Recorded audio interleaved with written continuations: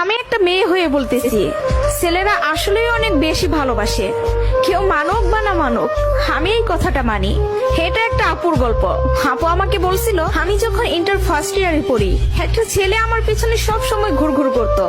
আমি যেখানেই যেতাম ও ঠিক আমার পিছনেই থাকতো। আমরা একই মহল্লাতে থাকতাম। সেই ছোটবেলা থেকে আমি ওকে দেখতেছি।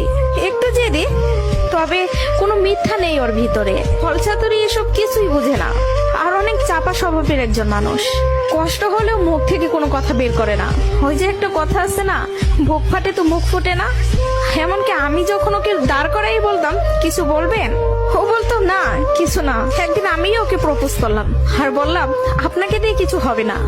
আমি সারাটা জীবন আপনার সাথে থাকতে চাই, আপনার বউ হতে চাই আমি। কখনো দূরে সরাই দিবেন না তো? জীবনে যা কিছুই হয়ে যাক, আপনি আমার পাশে থাকবেন, কখনো আমাকে একা ফেলে যাবেন না। যদি এই ওয়াদা করতে পারি, তাহলে আমি